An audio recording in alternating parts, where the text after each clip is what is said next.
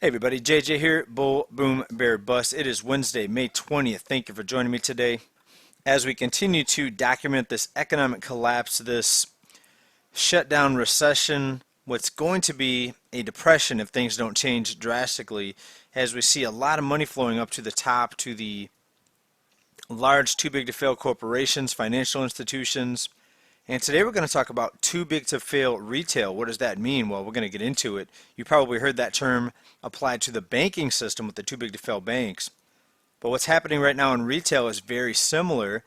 Small businesses struggle and fail while Target and Walmart soar. Mall reopening fail, and the economy will never be the same. Let's go ahead and get into it. Article today out of NPR: Target's average day in April was bigger than Cyber Monday. So it has been a whole month of Cyber Mondays. Cyber Monday, one of the busiest shopping days in the world, and it's the Monday after Black Friday, which comes the day after Thanksgiving. So the average day, a whole month of Cyber Mondays, that is an enormous boost to Target. And we've seen this now with the larger corporations, the Targets, the Wal-Marts. They have been declared essential, and not only that, they are better equipped to deal with all the social distancing and all the new requirements, all the cleaning, and all the extra work that has to go into staying open during this pandemic. And similar to what happened with the banking system since the financial crisis, we've seen the big boys get bigger, and we're seeing just tons of small businesses fail, and we're going to talk about that here more in just a few minutes. But the big surge to online shopping has also benefited Target and Walmart, as well as Amazon and other corporate giants. About 5 million people shopped on Target's website for the first time in the past 3 months, and Target's online sales jumped 141% from a year earlier, so it more than doubled since last year.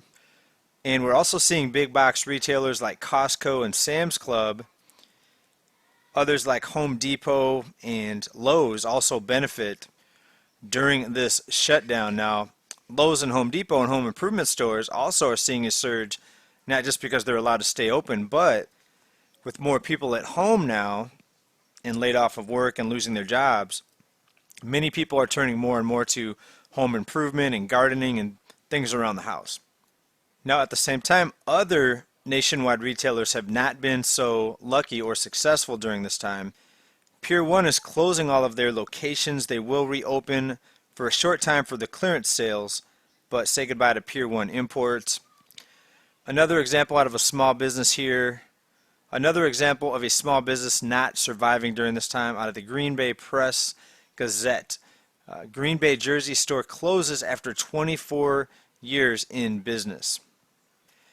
And this is just one example out of tens of thousands of small businesses that will not survive this pandemic shutdown. Also, small businesses are struggling with this. Employers are having a hard time competing with lucrative unemployment benefits and are having a hard time rehiring workers. So workers got laid off. The ones that did get unemployment, if they do go back to work, there are many cases they're going to be taking a pay cut versus what they get in unemployment. So some of these laid off workers are upset at their employers for calling them back. The CARES Act adds $600 a week bonus to unemployment payments through the end of July. Speaking of the too big to fail retail giants getting bigger, article here out of MarketWatch: Americans use their $1,200 stimulus checks to splurge at Walmart and Target. Here's what they're buying. It's not just essentials. It is video games, big screen TVs, electronics, and cell phones. Right? This is what a lot of people are doing with their stimulus checks. So the stimulus checks are supposed to go help people pay their rent or keep a roof over their head.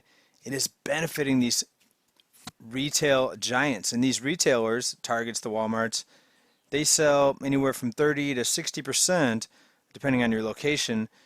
They sell goods made in China. So these stimulus checks a lot of times are going ultimately over to China, right? I'm sure most of you know by now that China's been the recipient of millions and millions of manufacturing jobs over the last few decades, and a big bulk of those coming from the U.S. The U.S. We barely manufacture anything here anymore, right? We have become a service sector consumer economy.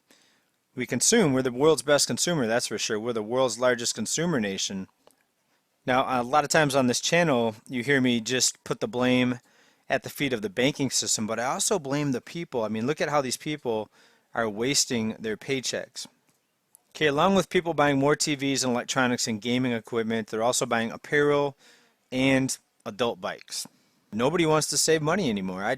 I know people personally that are renting and they've just given up hope on ever trying to buy a home. So instead of saving money to try to get a down payment, homes are so out of reach and outrageous now, people are just spending it as soon as they get it. Just go on vacation, just buy electronics and video games, go out to eat, the fancy dinners, right? Hardly anybody wants to save anymore. Article here out of Commercial Observer, reopened malls see 79% drop in traffic. So these stores that are reopening, they're only seeing about 1/5 of the business that they saw before the shutdown, but yet business is soaring at Target, Walmart, Costco, and the retail giants. And we reported on this a couple weeks ago, how there were some malls in Texas that were not seeing very much foot traffic at all after the reopening. And it's been incrementally, the reopening's been happening incrementally in different states. But we see that it's not going to last. It's not going to be long before a lot of these businesses are just going to have to reclose their doors. And think about all of the jobs that are going to be wiped out permanently with all these stores that are not going to survive. Many stores didn't even make it through and have an attempted reopening, but the ones that are trying to attempt reopening, a lot of them are not going to make it. I mean, look at this, a fraction of the business that they were getting before the shutdown. Right, so it's going to be more people on permanent unemployment. Most people do agree, or most people do want some sort of government handout. Most people don't want to work. And I can see the argument there. Why work, people say, when they can just print unlimited amounts of money out of nothing? More and more people are starting to become aware that the money system is a complete fraud. They can just print unlimited amounts of money and bail out the institutions, liquefy the banking system. The Fed can send trillions around the world to support other central banks. So a lot of people are finally saying, hey, let's just give out money to the people now, because obviously you print it out of nothing. It's not backed by anything. Forbes article right here, poll, 82% want a monthly stimulus check. So permanent stimulus, just think universal basic income. That's what it's going to be coming to here in the United States. Right? So instead of hard work, instead of saving, most people would prefer just to sit down with a bag of chips and collect that monthly stimulus check. Right? This is America. Right? Why work when you can just get free money from the government? Here's the danger, folks. The more dependent you are on the government, the more pain you're going to be in when the government says, oh, sorry, we ran out of money. The printing press quit working. We voted not to give out any more stimulus checks. So the more dependent, it sounds good. It sounds like a free ticket. You know, it always sounds good, free money, until something goes wrong. And then you're hung out to dry, or you're hung over a barrel. And all these people that are going to be dependent on the government are going to be the most hurt when the music finally stops and those government checks quit coming in. So it may sound good. I know a lot of viewers, even on this channel, they say, yeah, universal basic income is the solution. They're printing money out of nothing. They might as well hand it out to the people. I totally get what you're saying, right? But nothing good lasts forever. There's going to be a very, very dangerous and dark ending to this. We're going down this very dark road, and the end of this road doesn't look so pleasant. I see a lot of bad things coming this way. I hope I'm wrong. Try to convince me down in the comments, please, if you see a good ending to this. Is universal basic income going to lead to a path of prosperity for the American people, or is this a dark road that we're headed down? You let me know. I would like to hear some good news, so I'll try to read these comments today. Thanks everybody for watching. We hope to see you here again for another dose of economic reality. Prepare for the bear. It is here. Bye for now.